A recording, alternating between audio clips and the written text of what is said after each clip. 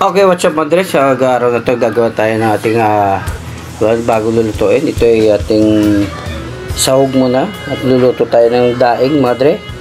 At yan ay ating inuna muna natin ng ating pangsahog sa ating gagawing daing mga Dre. Kasi medyo matagal yan bago maluto.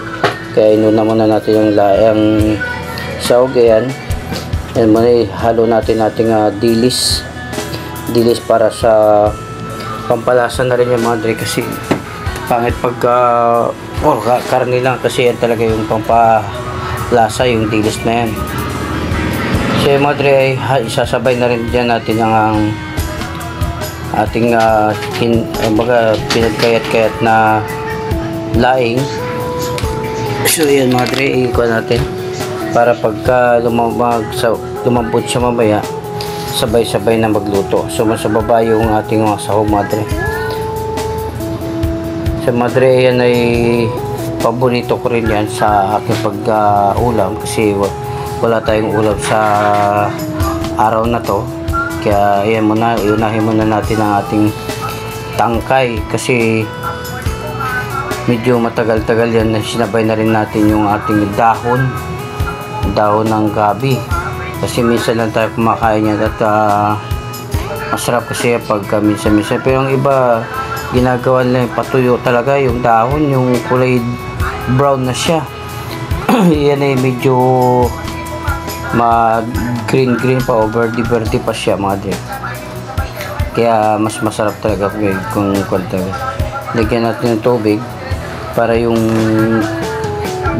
yung dahon niya at saka tangkay niya pero nagpuka niya mga Dre, babasa kasi may tubig pa yan yung yung tangkay. Kaya ayun mga Dre,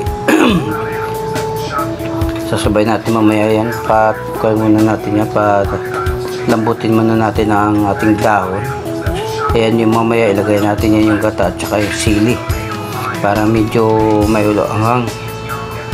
Yan mga Dre, yan iduduktok natin muna ang ating laing o dahon para lahat pantay-pantay sa pagluto. Huwag muna nating haluin, kasi pag inalo natin yan ay yan na obserba nyo, minsan nangangati, di ba? So yan na hindi, para hindi mangati, huwag nyo natin haluin. So pag naluto na siya mamaya natin haluin. Yan medyo malambot lang na siya, medyo luto na siya konti. Pagka maya-maya ay lagyan na natin sila ng kunting gata. So ito mo, marami ng tubig kanina, kunti lang yung tubig natin. So yan, medyo na siya, tsaka natin haluin yan.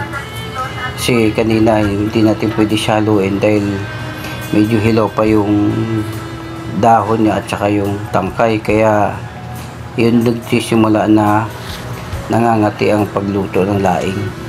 So yan, hindi natin yan, kasi mga sahog niya mga Dre siya sa ilalim, kaya pantay panat sa ilalim para lumabas yung kanyang sahog. So yan, medyo malambot na yung mga Dre. Ang kulang na lang dyan ay paglalagay ng gata at saka yung sili. So kinumpleto na rin naman yan yung pang sahog niya at saka yung pang lasa. Kaya ang kulang na lang dyan ay kanyang gata. So may ilagay natin yung kanyang gata para yung lasa talaga ng laing ay may talaga siya malinamnam. So yan, lagay na natin yung gata. Ang gata na yan ay pinakayod na pala din sa palengke mga Dre, para yung sariwang gata talaga siya. Huwag yung sa lata, kasi minsan sa lata may halo na siyang tubig. Yan ay talagang galing talaga yan sa pinagpigaan dun sa palengke. Kaya sariwa na gata ang ating binili. So yan mga Dre, pagka medyo okay na yung gata natin yan, so pagka na luto na siya at medyo kunti lang naman papakulo din, papakulo mo lang kunti yung gata para yung lasa niya. So yan mga Dre, at luluto na rin ang ating laing na tinatawag. Siguro mga dre, ma-enjoy din kayo sa papanood dito at don't forget na rin sa pag-subscribe sa aking channel at lagi ko update sa aking pag-upload. Siguro